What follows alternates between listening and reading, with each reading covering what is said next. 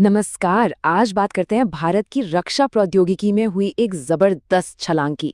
एक ऐसी कामयाबी जो हवाई युद्ध के तौर तरीकों को हमेशा के लिए बदल सकती है। हाल ही में भारत के डीआरडीओ ने एक बहुत ही सफल परीक्षण किया है। इतना अहम कि खुद रक्षा मंत्री राजनाथ सिंह ने इसे देश के लिए एक बड़ा मील का पत्थर बताया है। तो सवाल ये है कि आखिर ये है क्या चीज और इसे इतना बड़ा क्यों माना जा रहा है। इस पूरी कहानी का हीरो है एक नाम SFDR यानी सॉलिड फ्यूल डक्टेड रैमजेट। यही वो टेक्नोलॉजी है जो भारत की अगली पीढ़ी की मिसाइलों को बेमिसाल ताकत दे रही है। तो ये SFDR आखिर है क्या भला, और ये हमारे पारंपरिक रॉकेट इंजनों से इतनी अलग कैसे है? चलिए जरा आसान भाषा में इसके पीछे का राज समझते हैं। SFDR को आप एक सांस लेने वाला स्मार्ट इंजन समझिए। ये पुराने रॉकेट्स की तरह अपने साथ ऑक्सीजन का भारी भरकम सिलेंडर लेकर नहीं चलता, नहीं। इसके बजाय ये उड़ते हुए सीधे हवा से ऑक्सीजन खींचता है और उसी से अपने सॉलिड फ्यूल को जलाता है। और ये सुनने में शायद छोटा सा बदलाव लगे, लेकिन असल में ये जमीन आसमान का फर्क पैदा कर देता है। पारंपरिक रॉकेट समझिए अपनी सांस रोककर दौड़ने वाले धावक की तरह हैं। उनकी ऑक्सीजन सीमित होती है, इसलिए वो जल्दी थक जाते हैं।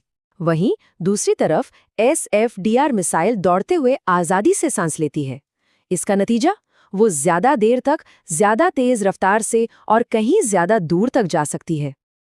तो इस टेक्नोलॉजी का असली मतलब क्या है? इसका मतलब है मिसाइल की परफॉर्मेंस में एक जबरदस्त उछाल। देखिए, ये कोई छोटा मोटा सुधार नहीं है, ये मिसाइल की पूरी क्षमता में एक बुनियादी बदलाव है। ये उसे हवा में पहले से कई ज्यादा खतरनाक और फुर्तीला बना देता है। चलिए जरा इसके आंकड़ों पर एक नजर डालते हैं। सबसे पहले बात करते हैं इसकी रेंज की।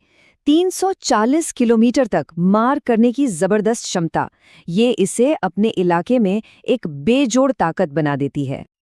और रफ्तार मैक 3.8 यानी आवाज की रफ्तार से लगभग 4 गुना तेजी से। सोचिए, इतनी स्पीड से आती हुई चीज से बचना किसी भी टारगेट के लिए लगभग नामुमकिन हो जाता है। और ये सारा कमाल होता है 20 किलोमीटर की ऊंचाई पर, जहां हवा पतली होती है और इसे अपनी रफ्तार बनाए रखने में और भी ज्यादा मदद मिलती है। ये टेबल इन सभी आंकड़ों को एक साथ दिखाती है। साफ है कि SFDR टेक्नोलॉजी कैसे रेंज, स्पीड और उड़ान के समय में एक अविश्वसनीय बढ़त देती है, जो इसे पारंपरिक मिसाइलों से मीलों आगे ले जाती है। और ये सिर्फ कागज पर दिखने वाले नंबर नहीं हैं, जंग के मैदान में ये असली बढ़त देते हैं। इसका मतलब है कि हमारे फाइटर जेट्स दुश्मन को देखे बिना, उसकी रेंज में आए बिना उसे निशाना बना सकते हैं। और ये मिसाइल उड़ते हुए अपना रास्ता भी बदल सकती है, जिससे दुश्मन के डिफेंस सिस्टम को धोखा देना बहुत आसान हो जाता है। अब जरा टेक्नोलॉजी से हटकर इसके बड़े मतलब को समझते हैं। ये सिर्फ एक कामयाब टेस्ट नहीं है, ये दुनिया के नक्शे पर भारत का एक बड़ा बयान है। देखिए, इस तरह की कॉम्प्लेक्स टेक्नोलॉजी में महारत हासिल करना कोई बच्चों का खेल नहीं है। इस कामयाबी के साथ भारत दुनिया के उन गिने चुने देशों के एलीट क्लब में शामिल हो गया है, जिनके पास भविष्य की यह ताकत है। जरा इस लिस्ट पर नजर डालिए। भारत अब अमेरिका, रूस और चीन जैसी महाशक्तियों की कतार में खड़ा है। ये साफ दिखाता है कि रक्षा तकनीक के मामले में भारत अब सिर्फ एक खरीदार नहीं, बल्कि एक आविष्कारक बन चुका है। और हाँ, ये मेक इन इंडिया की भावना का सबसे बेहतरीन उदाहरण है। ये सिर्फ एक मिसाइल नहीं है, ये भारत की आत्मनिर्भरता और अपनी सुरक्षा खुद करने की बढ़ती क्षमता का एक शक्तिशाली प्रतीक है।